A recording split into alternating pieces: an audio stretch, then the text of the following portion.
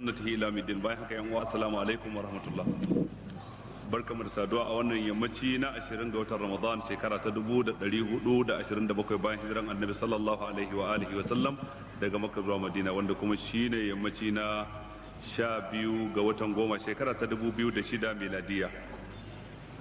A yammacin jiya idan ba banta ba mun tsane a ƙarshen aya ta 99 cikin wannan sura mai albarka suratul tauba. Yau za mu tashi kan aya ta 100 daidai. Akwai tambayoyi kamar haka. Mai tambaya na farko ya ce, a kwanakin baya ka kai ziyara jamhuriyar Nijar wanda kuma ka ba da ansa dangane da wankan janaba wadda ta ɗaure wa mutane kai. Abin da ya ɗaure kai ɗin ka yi bayani akan halaccin wankan janaba wanda babu alwala a ciki. Haka ne, wankan janaba yana da siffa guda biyu. Akwai siffa da ake cewa sifatul ijza, ta wadatar. Akwai kuma siffa da ake kira sifatu kamal, siffa ta kamala. Wankan janaba a siffarsa ta kamala shine idan ka zo za ka yi wanka ɗin ko za ki yi wanka, ga ruwan a gabanka. Farkon abin da za ka fara yi, za ka karkato bakin mazubin ruwan ka wanke hannunka so 3, sannan sai ka tsoma hannu a cikin ruwan sai ka ɗebo sai ka wanke gabanka. A daidai lokacin da za ka wanke gabanka, a lokacin za ka ƙulla niyya ta wankan janaba wanda yake wajibi ne, wanda yake farilla ne, wanda yake dole ne. Idan ka wanke gabanka, ma'ana ka yi tsarki kenan, to daga nan kuma wato sai ka yi alwala irin yadda kake yin alwala ta sallah, ba wani bambanci da kowace alwala ta sallah. Abinda duk kake alwala za ka yi, sai abu ɗaya na ƙarshe shine wanke kafafu sau 3, to wannan sai ka kyale shi ba za ka yi shi ba. To daga nan gudun sai ka ɗebi ruwa a cikin tafin hannunka ɗaya sai ka zuba a kanka. Ko da yake kafin haka ya kamata ka tsoma yatsunka hannunka guda 2 a cikin ruwan da kake wanka da shi, ba tare da ka ɗebo ruwa ba ka fito da shi sai ka mummurza kanka, saboda kowane gashi da ya buɗe lokacin da mani ke kokarin fita daga jikinka ya koma yadda yake. Dan gashin dan adam yakan bubbuɗe, musamman gasunsa na ka, gashinka idan ka zuba ruwa a haka na iya haifar maka da ciwon kai ko wani abin na daban. To bayan ka mummurza kanka, to shine sai ka kamfaci ruwa cikin tafin hannu sai ka zuba a kanka, ka tabbatar ya game ko ina a kanka. Ɗaya kenan. Ka sake kamfata na 2 ka tabbatar ya game ko ina a kanka, sannan kuma ka sake kamfata na 3 ka tabbatar ya game ko ina a kanka.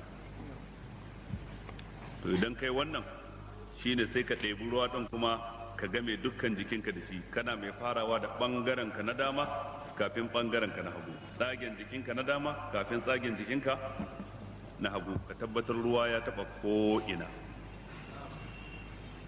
To idan ka yi wannan ne ka kammala, abu na ƙarshe shine sai ka wanke kafar dama ka kuma wanke kafar hagu, cikon alwalar da ka riga ka faro. To wannan ita ce siffa ta kamala a wankan janaba.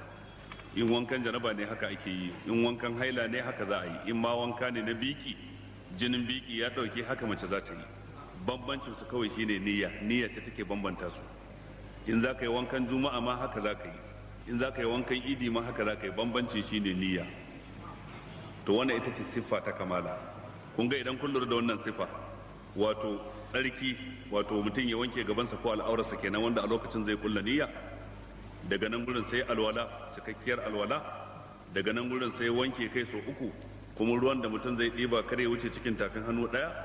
Daga nan gurin sai game jikinsa da dukkan ruwa. Daga nan sai wanke kafafu. Idan ka ɗauka sai ga ababai guda 4 ne ake yi a cikinsa. Kar ka manta da niyya kuma mahallinta a zuciya ne. Innamal a'malu binniyat wa innamal likulli imrin ma nawa. Amma idan mutum zai siffa ta al-ijza wadda ta wadatar, wadda ba sai kai alwala a ciki ba, kana zuwa kayan niyyar yin wanka din, kana kulla niyya a cikin zuciyarka, kawai sai ka ɗebi ruwan ka watsa a jikinka ya game ko ina.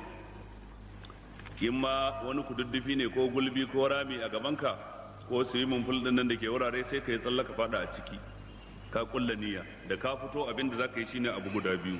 Na farko ka ɗebi ruwa ka kurkure bakinka, sannan kuma sai ka ɗebi wanda za ka shaƙa ka fyace na hancinka shikenan ka kammala wanka, kuma ya halatta kai sallah da wannan wankan. Hadisi cikin sahih Muslim ya nuna haka. ina jin babu wata wahala a cikin wannan, sai dai wanda ya wanka na farko ya fi ka kamala saboda ya bi ka'idojin duk yadda suke, dan haka yana da kamala, wankansa ya fi cika, ya fi ka lada. Wanda ya nabi kuma yayi, kuma in yayi sallah da shi kuma yayi, dan kasancewa ba a yi alwala ba. Wannan ka'ida ce ta malamai cewa karamin kari idan sun haɗu da babban kari, to da ka kawar da babban kari karamin ma ya tafi, amma ba lallai bane dan ka kawar da karamin kari ya kasance babban kari ya shiga ciki. ma'ana alhadasul asghar yatalasha fil hadathil akbar, shi karamin kari wato shine bawali, bayan gida, mazi da sauransu yana narkewa ne a cikin janaba. Lokacin da ka wanke janaba ka wanke su gaba daya. Ina fata an fahimta. Wannan shine abin da na faɗa a wancan lokaci, sannan kuma shine na sake maimaitawa a yanzu, kila sai dai ko bayanin na yanzu ya kasance ya fi na da fitowa. Mai tambaya ta gaba yana cewa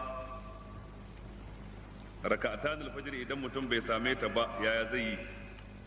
Ya zo ya samu a masallaci har an shiga sallah.